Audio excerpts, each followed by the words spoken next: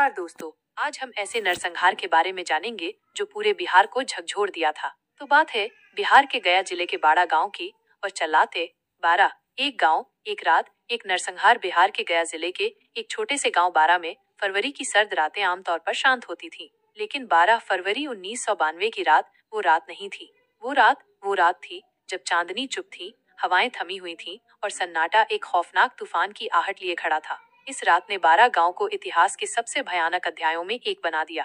गांव की हवा में उठता तनाव। बाड़ा एक ऐसा गांव था जहां भूमिहार जाति के कुछ परिवार लंबे समय से रह रहे थे। खेत, जमीन और परंपरागत वर्चस्व के चलते उनका रुतबा था, लेकिन समय बदल रहा था। अलग अलग जातियों के बीच छिपी चिंगारियां अब लपटें बनने लगी थीं। आसपास के गांवों में नक्सल आंदोलन ने गरीब, दलित और पिछड़े तबके के लोगों को एक उम्मीद दी थी। यही उम्मीद सत्ता और असमानता के टकराव में तब्दील हो गई थी। बाड़ा के लोग इस तूफान को आते देख तो रहे थे, लेकिन कोई नहीं जानता था कि ये कितना विनाशकारी होगा। 12 फरवरी 1992 वो रात जो कभी नहीं भूलती। रात के लगभग 11 बजे का वक्त था। गांव अंधेरे में डूबा हुआ था।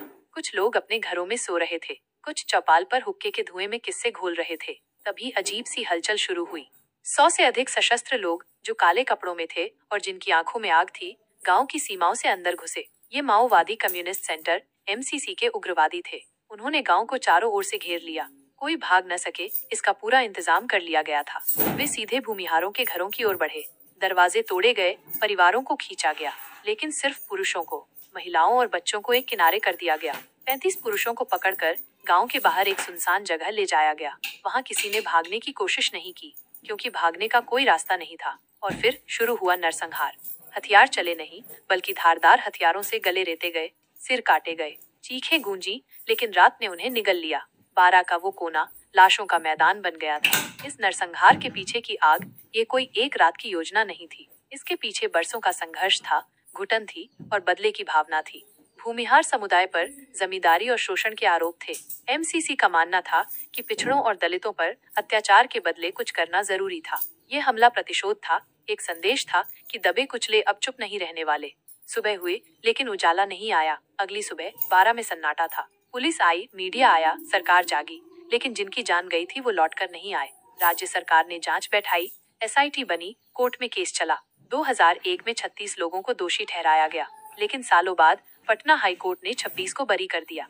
सिर्फ 10 को सजा मिली और बाकी उनकी आजादी उन 35 मृतकों के परिवारों के जख्मों पर नमक जैसी थी। उस रात का असर बाड़ा नरसंहार ने बिहार को झकझोर दिया। इसके बाद कई और हमले हुए। ब्रह्मर्षि सेना और अन्य सवर्ण संगठनों ने जवाबी हिंसा की। जातीय राजनीति और गहराई से उतर गई। लालू यादव की सरकार पर सवाल उठे, लेकिन उन्होंने इसे दलित पिछड़े वर्ग की एकता में बदल दिया।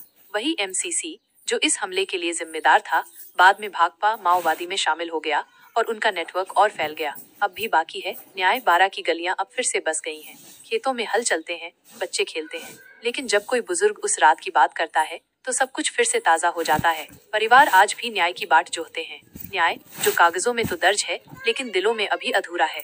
घटना के बाद तत्कालीन सरकार ने पीड़ितों के आश्रितों को नौकरियां देकर मरहम लगाने का प्रयास किया था। सरकार की ओर से अनुग्रह राशि 1 लाख रुपए और सरकारी नौकरी देने की घोषणा की गई थी, जिसमें से सभी पीड़ित परिजनों को अनुग्रह राशि दी गई। 23 लोगों को ही नौकरी दी गई। शेष पीड़ित परिजन आज भी नौकरी की गुहार लगा रहे हैं। घटना के 3 दशक बीत जाने के बावजूद भी आज तक सरकार से निराशा ही हाथ लगी है। जनप्रतिनिधि और अधिकारीगण केवल उनके लिए वादों करते रहे हैं।